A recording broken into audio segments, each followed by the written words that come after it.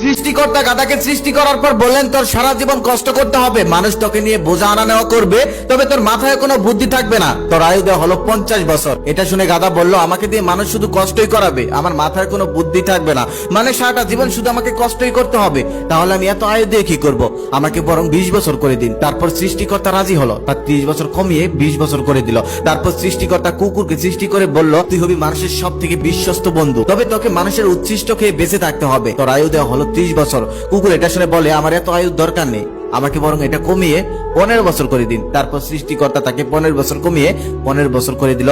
তারপর সৃষ্টিকর্তা বানরকে সৃষ্টি করে বলল, তুই শুধু গাছে গাছে লাফাবি, তোর আর কোনো কাজ নেই, মানুষকে বিনোদন দিবি, এটাই তোর কাজ, তোর আয়ু দেওয়া হলো 20 বছর। বানর তখন বলে, আমি শুধু মানুষকে বিনোদনই দিব, মানুষ আমাকে কিছুই দেবে না, আমি এত বছর বেঁচে কি করব, আমাকে বরং 10 বছর কমিয়ে 10 বছর করে দিন। সৃষ্টিকর্তা রাজি হলো, তাকে 10 বছর কমিয়ে 10 বছর করে দেওয়া হলো। সৃষ্টিকর্তা তারপর মানুষকে সৃষ্টি করে বলল, তুমি হলে সৃষ্টির শ্রেষ্ঠ জীব, তোমার মধ্যে সবকিছু থাকবে, জ্ঞান, বুদ্ধি, তুমি হবে বিচক্ষণ, তুমি হবে সবার থেকে সেরা, তোমার আয়ু দেওয়া হলো 20 বছর। এটা শুনে সে খুশিতে নাচতে লাগলো, খুশিতে আত্মহারা হয়ে গেল। পরক্ষণে সে ভেবে দেখলো তার আয়ু দেওয়া হয়েছে মাত্র 20 বছর। সৃষ্টিকর্তার কাছে বলল, আমাকে সব দিকে সবার থেকে বেশি দিলেন, কিন্তু আয়ুটা একটু কম হয়ে গেল না, আমাকে যদি আরেকটু আয়ু দিতেন তাহলে ভালো হতো। আপনি বরং গাধা রেখে যাও 30 বছর, কুকুরে রেখে যাও 15 বছর, আর বানর রেখে যাও 10 বছর, আমাকে দিয়ে দেন। সৃষ্টিকর্তা তখন বলল, তুমি বিচক্ষণ হয়েও বোকার মতো একটা কাজ করলে, এটার প্রতিদান তুমি পরে বুঝতে পারবে। তারপর থেকে মানুষ শান্তিতে বাঁচে মাত্র 20 বছর। তারপর 30 বছর গাধার মতো খাটে সংসারের জন্য।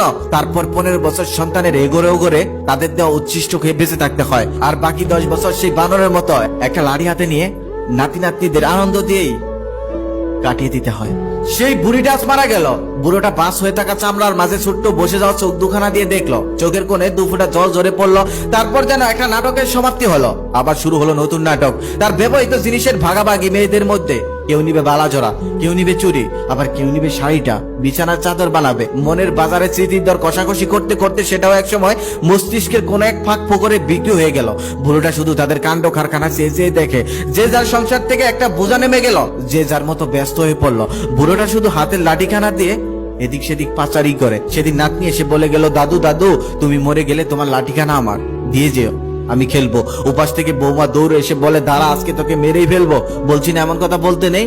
বুড়ো মনে মনে হাসে, যে বৌমার এত সুন্দর শাসন সেও গোপনে প্রতিবেশীর কাছে বলে বেড়ায়। বুড়োটা শুধু কষ্ট, মরে গেলেই বাঁচে। সেদিন নাতি তার বন্ধুদের নিয়ে ছোট ঘরে আড্ডা দিচ্ছিল আর বলছিল, দাদুর অবস্থা বেশি একটা ভালো না, কিছুদিনের মধ্যে উইকেট পড়ে যাবে, উইকেটটা পড়ে গেলেই দাদুর ঘরটা আমার, আর ওই ঘরে আমরা জমিয়ে আড্ডা দিতে পারবো।